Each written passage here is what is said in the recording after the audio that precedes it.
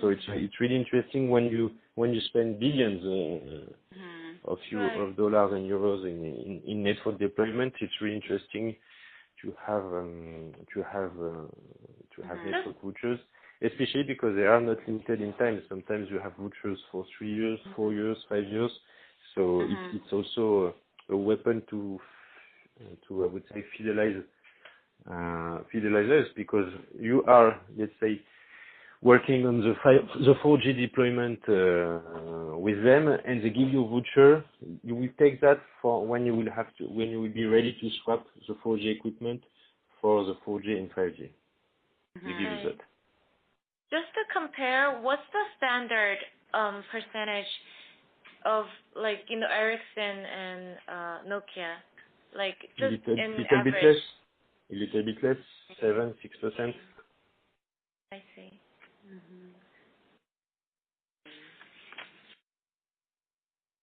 And as I said, it's sometimes limited into into categories, and it's also limited in times, because it's not I would say it's not a secret. Ericsson is big financial troubles, so they are more eager to conquer, I would say, immediate money than to medium-term money. So most of the vouchers are 2 years, 3 years. More or less same thing with Nokia. I think the longest voucher is 4 years and a half.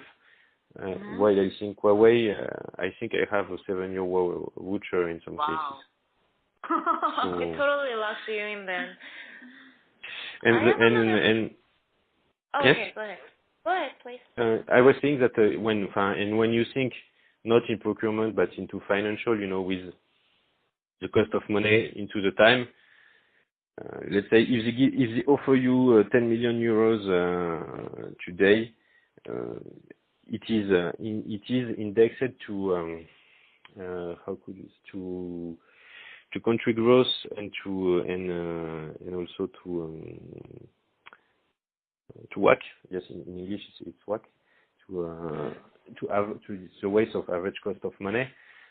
So let's say in 7 years, the 10 million will be maybe just small.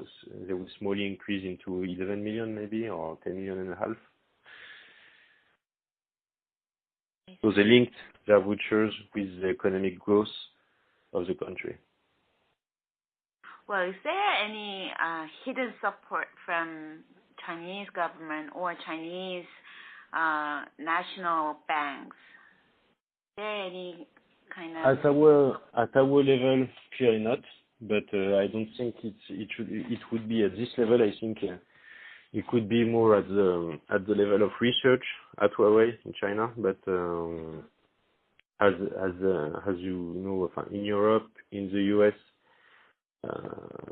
governments and most of the markets are really regulated. So I don't think it's in their interest to do so in that way at the level of their customers, because their financial transactions are, I would say, 100% transparent, and most of the time audited at least 1 or 2 times.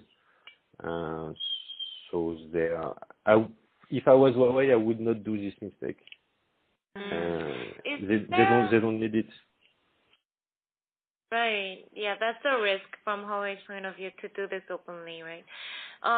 Is there any concern about the security for Huawei network equipment? Yes. No, recently. Yes. In the US, they are concerned. Yeah. Yes, I think everybody knows that. So, but in Africa or in Poland, in Africa or in Europe, there are concerns. But sometimes when money is really tight and you have to deploy to stay competitive with the other operator, their level of deal is just too good to say no. So you need money.